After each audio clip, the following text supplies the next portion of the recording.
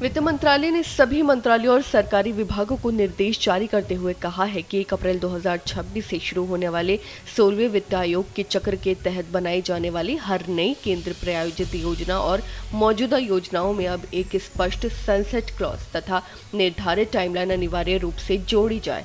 जी हाँ, मंत्रालय ने सभी विभागों से अपनी योजनाओं से संबंधित अतिरिक्त जानकारियां भी उपलब्ध कराने को कहा है ताकि उनके प्रदर्शन, वित्तीय प्रभाव और वास्तविक उपयोगिता का समग्र मूल्यांकन किया जा सके। वहीं आपको बता दें कि एक रिपोर्ट के अनुसार वित्त मंत्रालय के व्यय विभाग ने दिसंबर के पहले सप्ताह में मंत्रालयों को भेजे गए एक आधिकारिक पत्र में ये निर्देश दिए। पत्र में मंत्रालयों और विभागों को निर्देशित किया गया है कि अपनी सभी वैल्यूएशन रिपोर्ट्स को संशोधित करते हुए नई आवश्यक जानकारियां शामिल करें और जनवरी के पहले सप्ताह तक अपडेटेड रिपोर्ट जमा करें। वहीं पहले ये रिपोर्ट दिसंबर के अंत तक देनी थी, लेकिन अतिरिक्त जानकारी जुटाने को देखते हुए मंत्रालयों को एक सप्ताह का अतिरिक्त समय दिया गया। वहीं सरकार का उद्देश्य है कि हर परियोजना के प्रभाव और खर्च का क्वांटिटेटिव असेसमेंट किया जा सके। जी हाँ, इसी कारण मंत्रालयों से जिन विवरणों की मांग की गई है उनमें शामिल है सबसे पहले किसी योजना को जारी रखने की जरूरत और औचित्य, दूसरा पिछले 5 वर्षों में वास्तविक व्यय बनाम बजट आवंटन, तीसरा सेंट्रल पूल से लेकर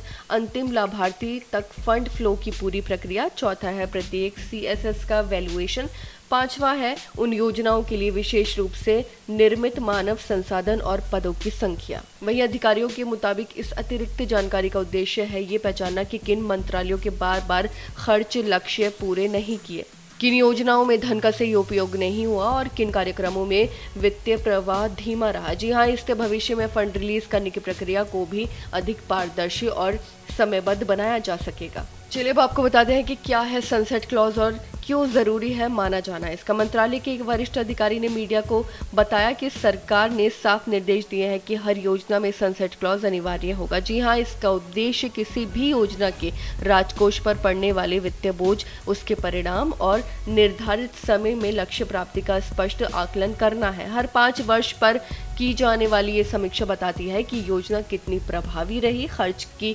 गुणवत्ता कैसी रही, उपलब्ध संसाधनों का उपयोग किस तरह हुआ और वास्तविक परिणाम क्या प्राप्त हुआ। वही सनसेट क्लॉज ये सुनिश्चित करता है कि योजना निश्चित काल तक चलती ना रहे, बल्कि उनके लिए एक ठोस समय सीमा हो जिसके बाद उनकी समीक्षा के आधार पर यह तय किया जा सके कि योजना को जारी रखना है, संशोधित करना है या फेज वाइज समाप्त करना है। इससे सरकार को कैपेक्स और अन्य खर्चों का बेहतर अनुकूल करने में मदद मिलती है। वहीं पत्र में यह भी उल्लेखन है कि जिन योजनाओं की नीति आयोग द्वारा समीक्षा की जाएगी उनमें भी यही प्रक्रिया अपनाई जाएगी। जहां थर्ड पार्टी वैल्यूएशन किया जा चुका है, वहां मंत्रालयों को बाहरी एजेंसियों की रिपोर्ट के साथ साथ अपने आंतरिक विश्लेषण, डेटा और निष्कर्ष भी प्रस्तुत करने होंगे। जी हाँ, ताकि निर्णय लेने के लिए व्यापक और विश्वसनीय आधार तैयार हो सके। वहीं आपको बता दें कि सरकार का मानना है कि ये नई प्रक्रिया आने वाले वर्षों में योजनाओं की पारदर्शिता, प्रभावशीलता और वित्तीय अनुशासन को मजबूत करेगी और देश के विकास कार्यक्रमों को अधिक परिणामकारी बनाएगी। आपकी इस बारे में क्या राय है, हमें कमेंट करके जरूर बताएं। फिलहाल इस खबर में बस इतना ही और ऐसी तमाम खबरों को देखने के लिए देखते रहिए भारत एक्सप्रेस।